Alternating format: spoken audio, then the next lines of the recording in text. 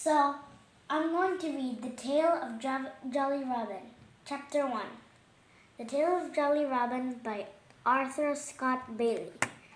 Here's a picture that says to Sky Pond, 15 miles. Chapter 1. Nestlings. Of course, there was a time once where Jolly Robin was a nestling himself, with 2 brothers and 1 sister.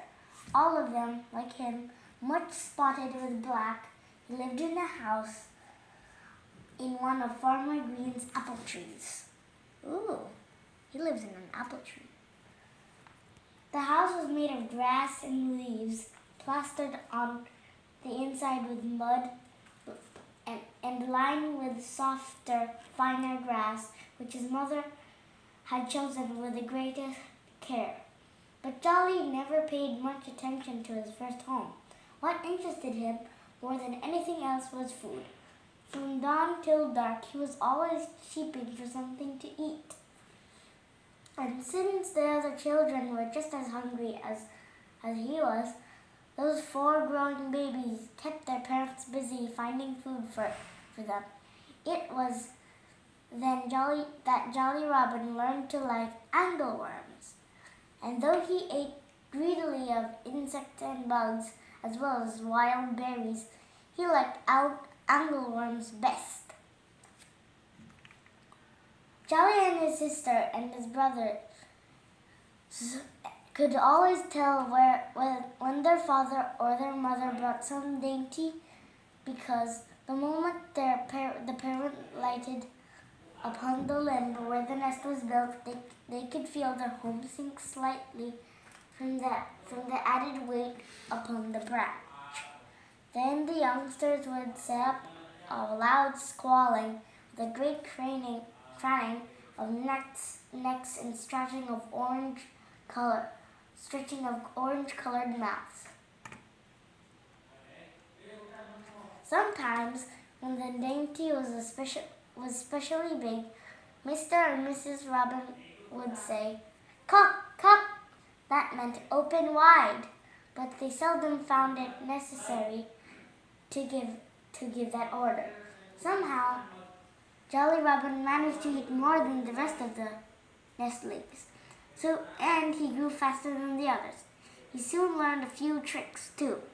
For instance, if Mrs. Robin happened to be sitting on the nest to keep her family warm, when Mr. Robin returned with a lunch for the children, Jolly had a trick that he played on his mother, in case she didn't move off the nest fast enough to suit him. He would whisper to the rest of the children, and they would jostle their fond parent, lifting her up above them and sometimes almost upsetting her so that she had hard work to keep from falling off the nest. Mrs. Robin did not like that trick very well, but she knew Jolly would not annoy her with it long. Indeed, he was only 11 days old when he left his birthplace and went out into the wide world.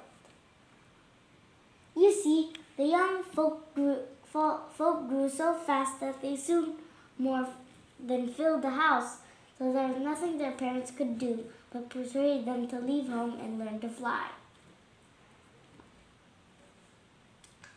One day, therefore, Mr.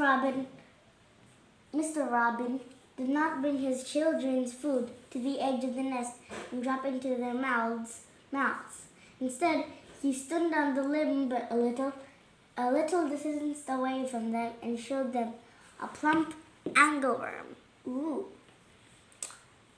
The sight of that dainty was more than Jolly Robin could resist. He scrambled boldly out of the nest, and trotting up to his father on his wobbling legs, he snatched the tempting morsel out of his proud parent's bill. That sight of that dainty was more than Jolly Robin could resist. Jolly never went back to the nest after that. The next day, Mrs. Robin coaxed the other children from home in the same fashion. And though it may seem a heartless act, it is really the best thing that could have happened to Jolly and his sister and his brothers. You see, they had learned to fly, and so long as they stayed in the nest, they could never learn a difficult feat like flying. And that's the end of chapter 1. Tomorrow I'll do chapter 2. Okay, bye.